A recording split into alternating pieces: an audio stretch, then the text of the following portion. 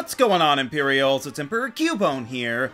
It's always fun to see what Pokémon are grouped together when a new batch is created. However, sometimes a Pokémon from one generation just doesn't seem complete or doesn't fully live up to its promise, and that's when occasionally they take the opportunity in a new generation to add on to an existing line and create a new evolution. This was done as early as Gen 2 and has remained through to this day. And while this practice can be great, it can also result in some fairly lackluster Pokémon, so let's see which ones reside on the extremes.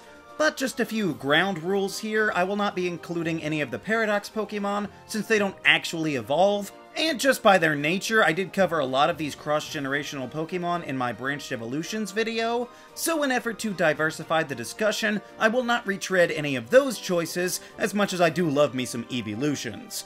So, here are the top 6 best and worst cross-gen evolutions in Pokémon. Number 6 worst, Magmar. So I think we can all agree that Magmar is a weirdo, right? I mean, what is it supposed to be? A duck? It doesn't help that it looks sad all the time, but worry not, those depressing faces aren't going anywhere because it carried over to the baby form Magby as well.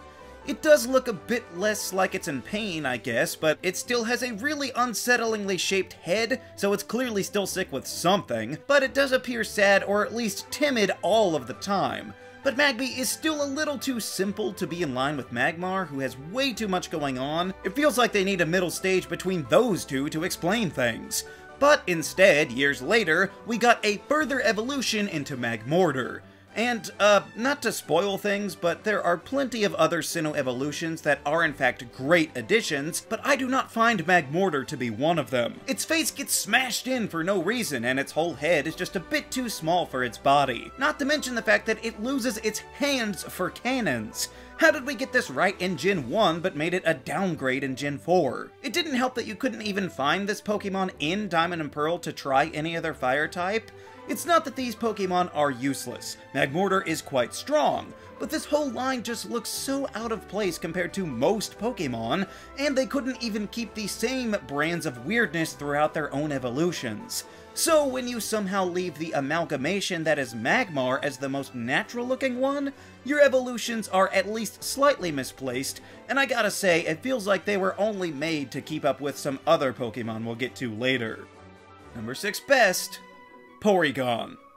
However, when done right, a Pokemon can receive multiple evolutions over time because they had an actual idea. Porygon was an interesting idea from the start, to have a computer-made Pokemon, but in Gen 1, Porygon was just kind of fine, I guess. I mean, for as hard as it was to get, it wasn't like it was the strongest Pokemon out there. But in the next games, they thought, what if we took that rigid angular exterior and gave it an upgrade to smooth it out?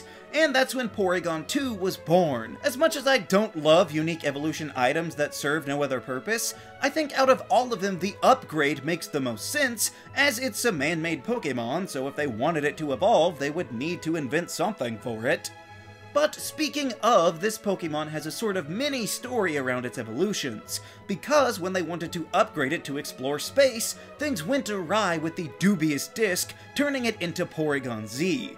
However, the name of that item implies the corruption of this Pokemon was done with a purpose, but why they wanted to do this and who are still a mystery.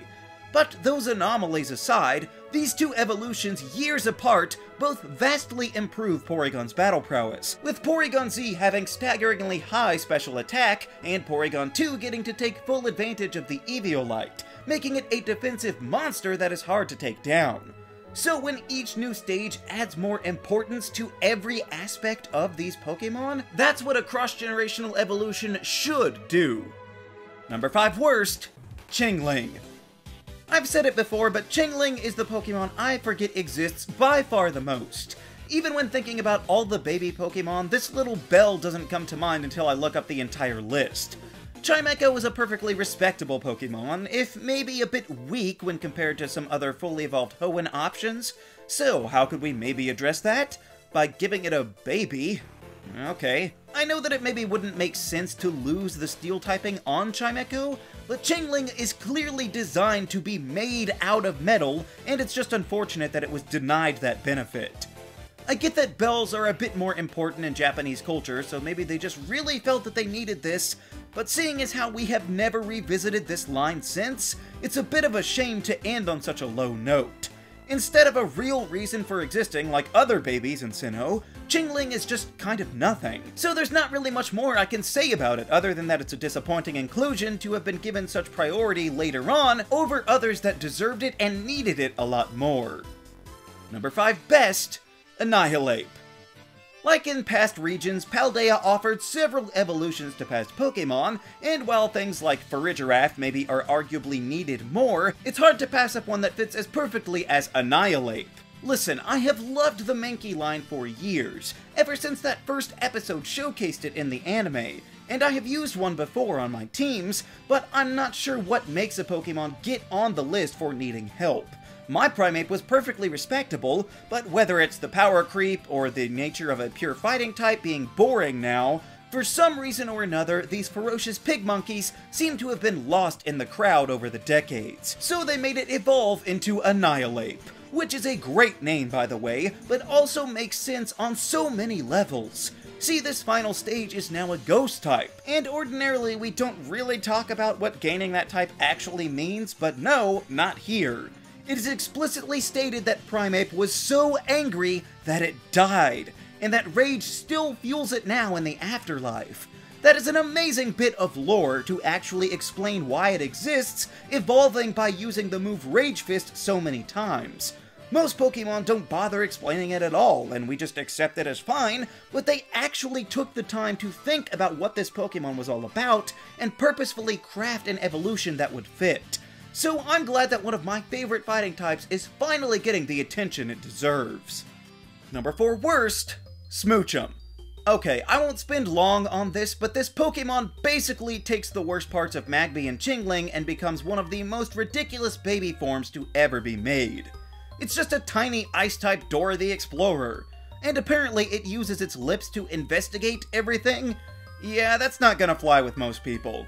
And of course, this is all for a Pokemon that was already weird and mired in controversy, but it's pretty clear that it didn't help because they never touched this line of Pokemon ever again, despite several counterparts being in the spotlight far later. But Smoochum was such an embarrassment they just gave up on them and tried to hide them away. And honestly, I can't blame them because I'd want to do the same thing right now. Number 4 best, Gliscor. We were hard on Sinnoh earlier, but they do have some gems too, and one of the best in my mind is Gliscor.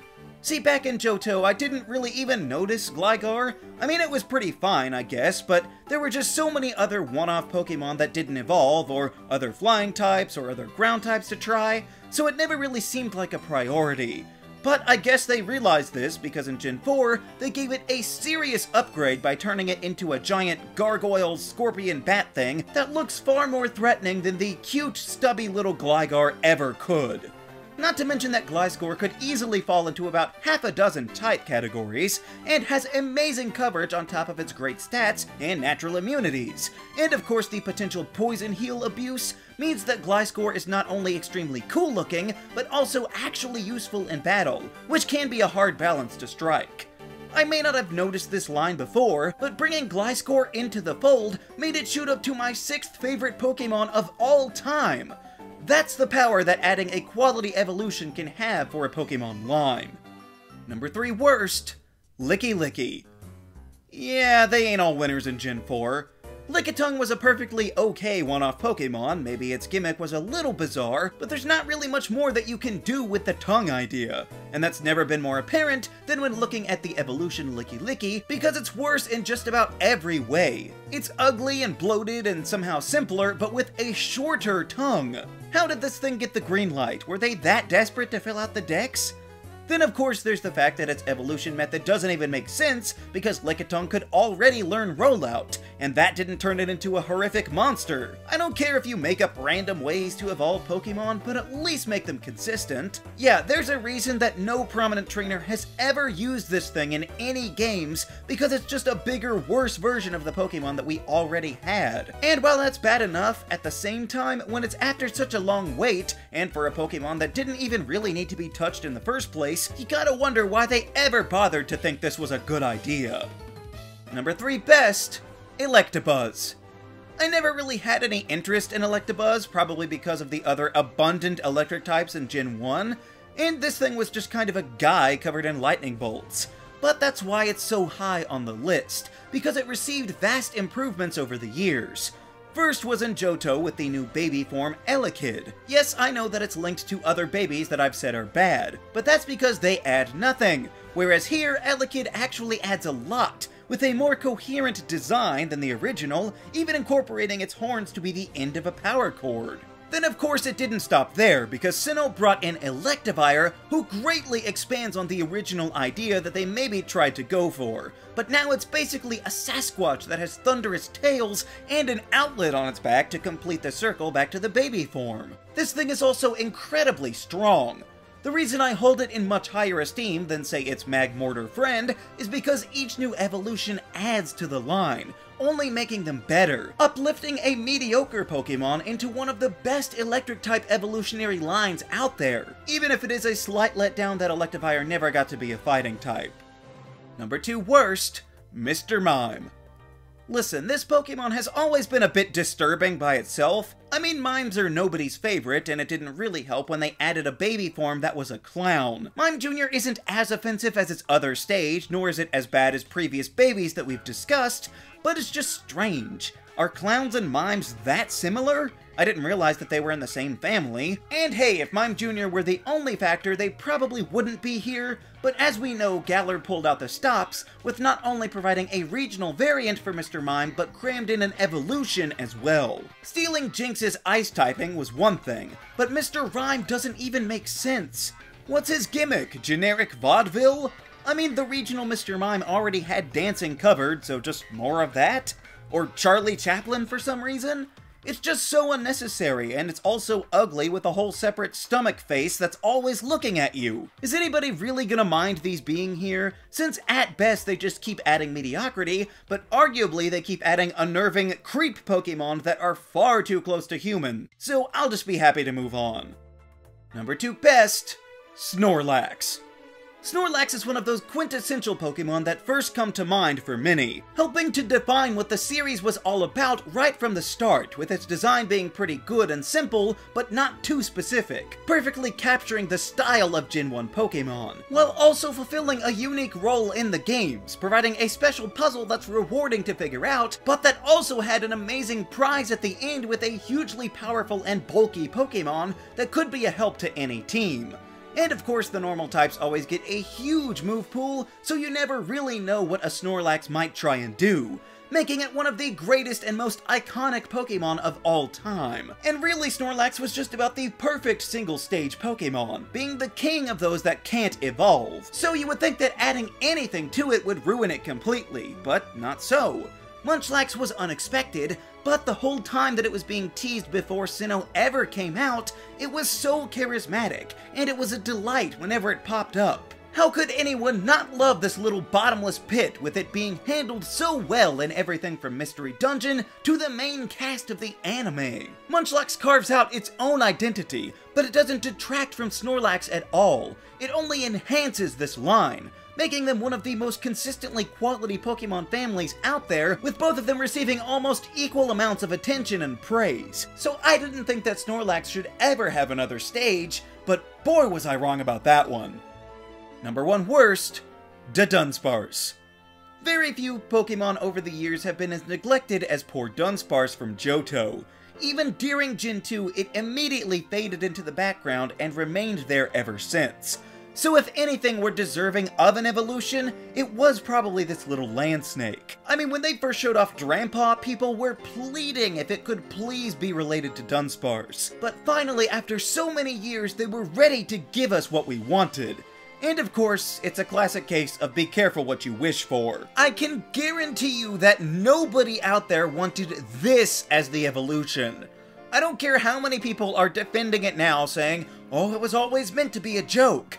No, ending up as a joke is very different from intending to be one. But all it takes is a cursory glance at the abundant fan art that has been done over the years to see that people expected so much more out of this.